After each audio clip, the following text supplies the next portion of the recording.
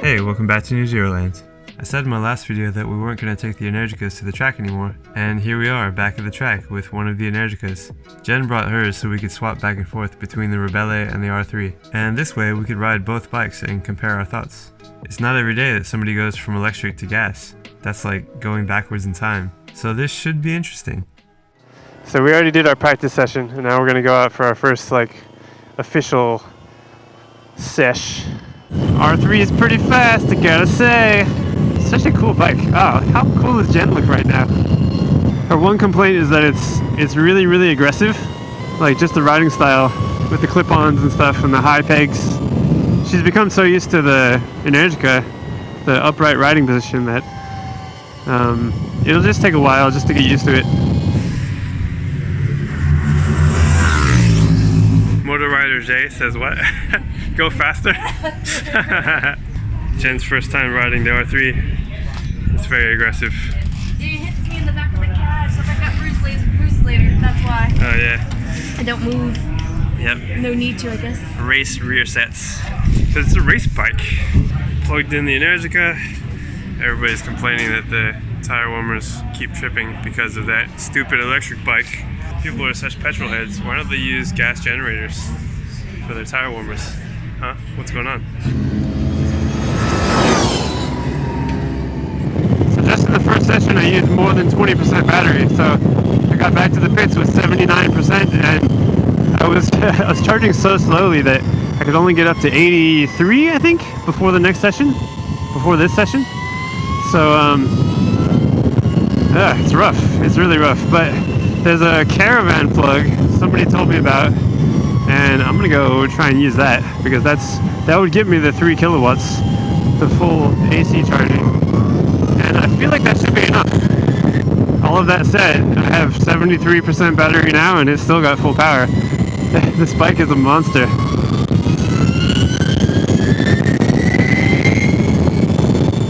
Alright, I'm gonna go and search for that caravan plug. It's over there.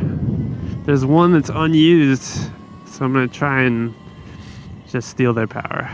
One pair of pants later. So the coffee cart is plugged into the caravan outlets over there, and there's one outlet that's free, and so he said it's cool if I plug in, and he's also really excited that the bike's gonna be over here so he can ogle it.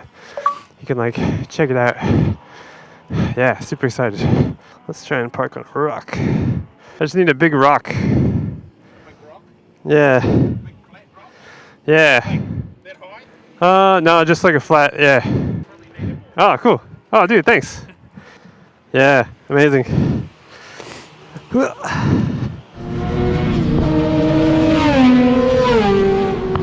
So, this is the difference. We have a little Blue Commando adapter for the Tesla UMC. Just plug that in there and you get 3 kilowatts. Amazing. This is working like a dream. I'm already back up to 88%. 3 kilowatts going strong. This is so good. I feel like it's charging fast enough that I can recoup the energy that I used in the session before the next session. It's just, oh, it's so nice. So awesome. Now I need to figure out how to mount a GoPro to this front of this thing where the windshield used to go. I feel like these are some good mounts for that. I think this will work. Pretty sturdy. Awesome. All right, so I'm back up to 97%. I actually unplugged early because it's just such a game changer. Wow. Like, all the complaints that I had in the last video about charging, completely fixed. That was the solution. Just find a caravan plug. Warm up tires. Actually, get all the dirt and stuff off my tires. From where I was parked charging off in the boonies. I guess that was one kind of negative, is that I'm way out there, far from other people, so I don't get the whole crowd forming around the bike asking questions, which is always fun. But charging fast, holy crap, oh, such a game changer. It just means I can actually do all the sessions on this bike. I mean, the risk is still there because it is still a really expensive bike. And this is Jen's bike, so obviously I'm not going to push it today. She'll be riding this tomorrow and I'll be on the R3, and so she can push it all she wants, but yeah, for me, I'm just going to take it easy. Jen has an app that tracks her times on this track. That's amazing. If you guys want to use this app, they have a whole bunch of tracks. It's called Lap Trophy. It's awesome. Not sponsored at all. Nope, not sponsored. Feeling better now? Yeah. You look way better. Yeah? There. Sticking your knees out. So cool. Passing people in turns. Yeah. I catch up in the turns, but because I've got bigger CCs, they're just like, oh, it doesn't. Oh, yeah.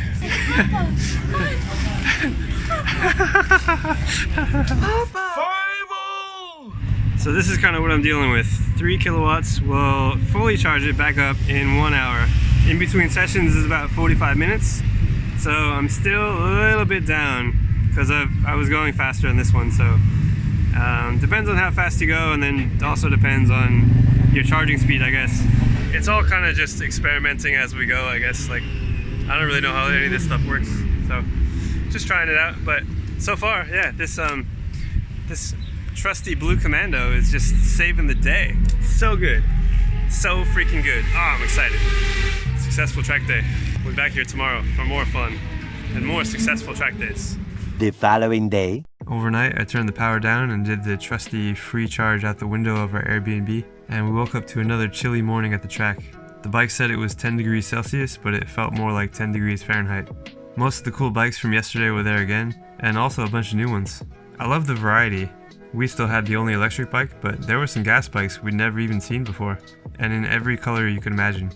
Life is too short for boring bikes. How was it? Alright. Came back in one piece. Still got your toes. Yeah, look at that. Oh yeah. Sustenance. And chocolate. Oh. Chip. Chocolate chip. Can I make a sandwich? Chocolate chip sandwich.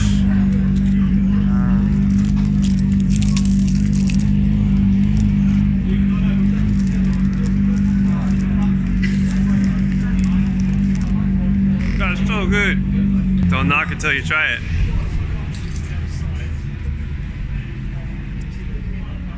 Right? Yeah. After chasing Jen around the day before, now it was my turn to try out the R3. I was kind of nervous but excited, but also not excited because it already needed gas. Alright, I'm gonna go to the gas station to get some fuel in the Tesla. Yep, that's what I'm doing in this video. Oh, this doesn't feel right. Wait, danger? Extremely flammable. 98.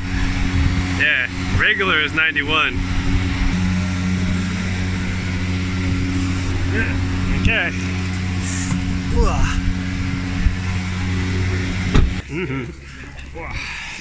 For you. You're supposed to come around and come that way. Oh my god. Oh no.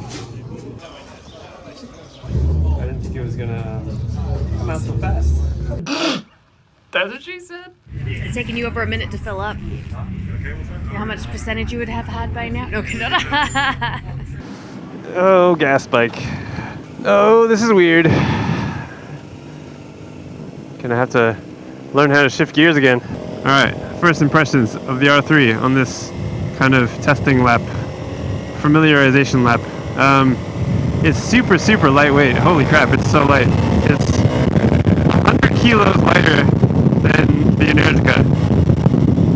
This one might actually be lighter because it's just missing all the factory bits, all the lights and all that stuff.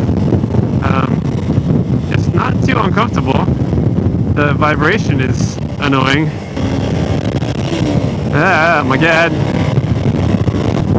No, shifting is annoying. Why would anyone want to shift? This is so stupid. Oops. What gear am I in? I don't know. Oh, there's a gear indicator. That's cool. Hey, third gear. Nice. aside from the shifting and the vibration and the noise and obviously like putting fuel in the tank and spilling everywhere, aside from all that, it's actually not too bad. It's pretty fun. Alright, let's go, Jen. No, come back, Jen! Where are you going? One extremely annoying shift later.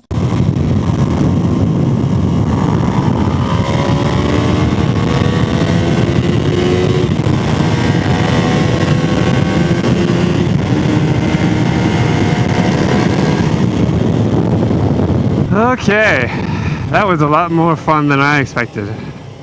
That was super fun. What a race bike. Riding position too is so good. Wow. Okay. Ooh, yeah. Whew.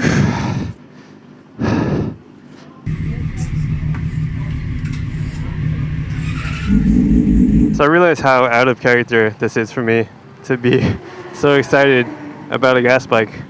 But man, it's so good. And I guess this is my way of giving some kind of commentary of someone who's gone the opposite way. You know, usually people go from gas bikes to electric and they're like, oh, wow, where's the gears? And so now I'm like, holy crap, there's so many gears. Why do I have to shift so much? Oh, and I just put in so much gas and I only went up 1 bar, so I'm gonna have to go get more gas at lunch. This is annoying. How inconvenient.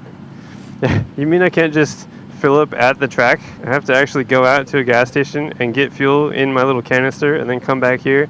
Ugh. This is the kind of stuff that no one talks about, right? But it's just normal. Like, people are so used to this. I'm not used to this, so I'm going to talk about it.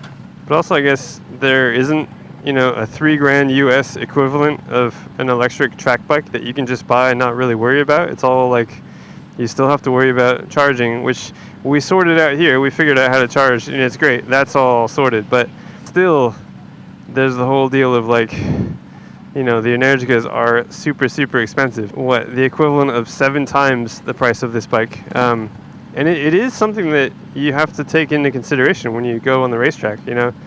Either pay more for track cover insurance or just have a bunch of spare parts on hand, which we don't have. So it's one of those deals. Somebody said, why not just get a used Zero? You know, you can get those for so cheap now. There is actually a used market for cheap electric motorcycles now. You can get a Zero SR, like a 2015 one like I had, or 2017 even, for like $5,000 to $7,000. That's pretty affordable. But at the racetrack, I took mine to this track, and the motor was overheating. The charging was really, really slow. Ugh, okay. There's still way too many limitations. You know, if you want something in this class, the 300 class. Every session I did on the R3 was more fun than the last, and I was able to push it a little bit faster every time. Did I finally get my knee down? No, but it'll happen, just you wait. I found that if I carried more speed into the corner, I could leave it in a higher gear, so I didn't have to shift so much, and that made it way more fun to ride. I started realizing just how much later I could brake compared to the Energica. The R3 was a corner entry speed king, and a big part of that was the weight difference and how confident I was with the brakes slowing me down in time. The R3 seemed like it could outbrake anybody, while the Energica coming out of a turn could accelerate faster than anybody. The best analogy I could think of to sum this up was with cars. Imagine taking a Tesla around the track. It has that same insane electric torque, and you're just gonna fly past everybody. It's also new and fancy and gets all the attention because it's different than anything else on the track. But it's also heavy, and that makes it kind of a handful in the turns. And it's really expensive, to the point where if you slide off road and hit anything, you're riding it off. That's my feeling about the Energica. On the complete opposite end of the spectrum, there's go-karting. It's cheap, it's rough, it's shaky, and it smells terrible. But go-karts are a blast. They're so light and nimble, and you could just go foot to the floor full speed into a corner and not even worry about it. Just slide it and have fun. And that was my experience with the R3. I hate to admit it, but man, the R3 was the most fun I've ever had at the track. And this sucks, because it's not electric. I know it's impossible to have one bike that does everything perfectly, so I'm totally okay filling our garage with multiple bikes that were built for different purposes. Running out of garage space because you have too many bikes is definitely not the worst problem to have, but I'd rather not have to buy a gas one. I really wish there was an electric version of this, the electric go-kart of the motorcycle world. It doesn't even need that much power. The R3 has like 40 horsepower and it's super fun. As long as it's lightweight and still has fast enough charging to actually ride places, that is a bike that doesn't exist yet, but I feel is so important. Something like this R3 without the shifting and the noise and the rest of the stupid gas engine stuff. I know this is veering off into a bigger conversation about what kind of electric bikes we want to see built in the future. So I'll leave that up to you guys. What kind of electric motorcycles would you want to buy that aren't currently available? Leave me a comment. Thanks for watching, and I'll see you guys next time.